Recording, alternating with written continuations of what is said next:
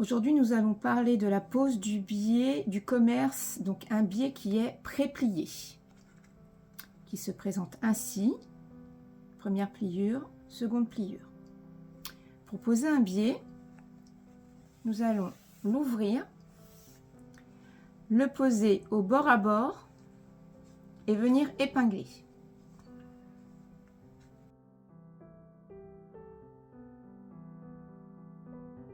Sur l'arrondi, on garde bien notre alignement avec le bord extérieur de notre ouvrage.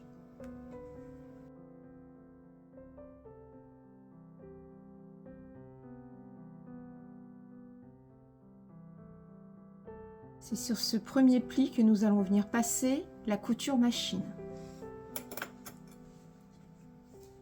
Il est tout à fait possible de venir passer un bâti le long de votre première couture avant de le passer en machine. À ce moment-là, vous pouvez retirer vos épingles. On place bien, on aligne bien l'aiguille avec la première ligne de couture.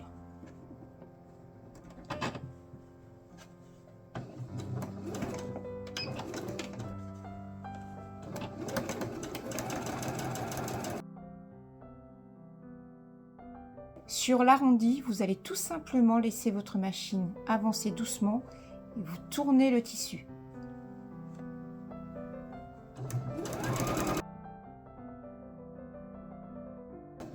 N'oubliez pas de retirer les aiguilles au fur et à mesure. Certaines passent sous l'aiguille, évidemment, mais elles peuvent aussi fausser votre aiguille.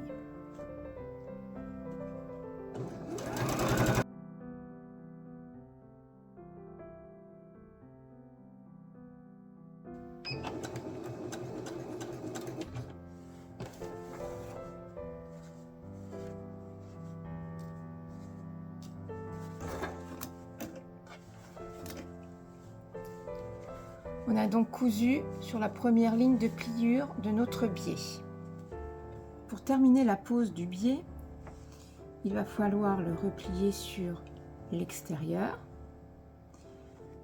Pour cela, on va venir dégarnir un petit peu. Vous pouvez utiliser un ciseau cranteur ou cranter avec les ciseaux classiques. Le ciseau cranteur.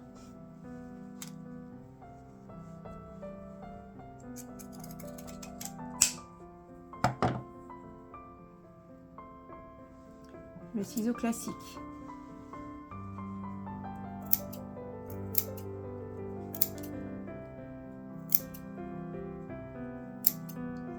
N'hésitez pas à bien cranter sur l'arrondi pour ne pas avoir de faux plis. Si vous utilisez le ciseau cranteur, venez cranter un maximum sur l'épaisseur.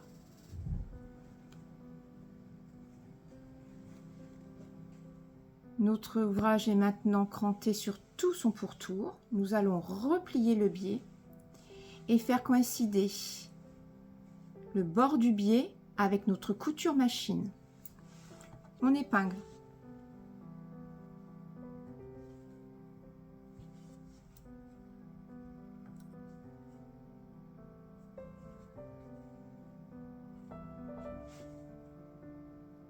Nous avons donc épinglé le pourtour du biais. J'ai choisi de monter le biais à la main pour avoir une couture invisible et propre. Il est tout à fait possible de la passer en machine, évidemment.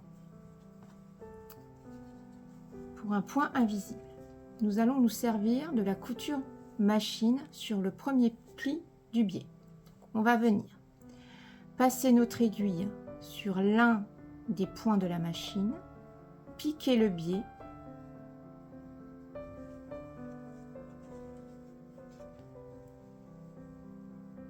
et le sortir. On pique dans le point de la machine, on rentre dans le biais et on ressort.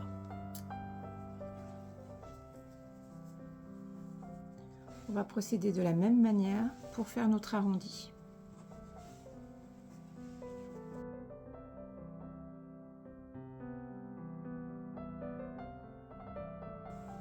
Voilà, vous avez une couture propre, une lisière qui ne se voit quasiment pas. Évidemment, moi je vous ai utilisé un fil de contraste pour vous montrer, vous utilisez bien un fil de la même couleur.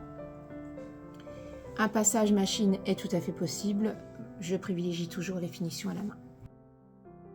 Nous avons cousu notre biais sur le gilet Nuno, sur toutes les parties à poser en priorité, à savoir le bas de votre ouvrage, devant et dos. Les finitions se font au niveau des emmanchures et de l'encolure. Là, je suis sur une emmanchure. Pour avoir une finition en angle droit, comme celle-ci, nous allons donc replier. Nous avons cousu le biais sur la partie extérieure, première pré-pliure du biais. On replie le biais, comme je vous le montre sur le précédent tuto du biais.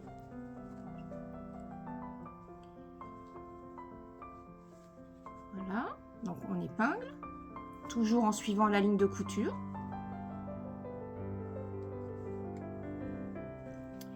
On va venir épingler jusqu'à environ 1 cm du bord.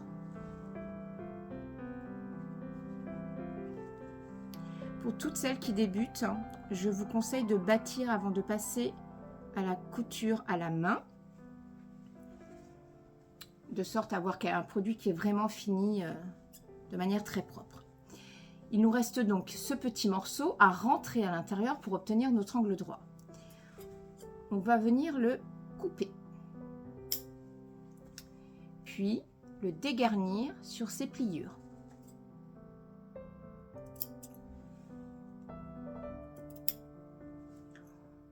On va venir rentrer une première fois, puis on replie. Alors n'hésitez pas à vous aider soit d'une épingle, soit même, pour vous rassurer, à mettre un petit point qui sera invisible une fois cousu. Et ensuite on replie une seconde fois sur notre premier pli.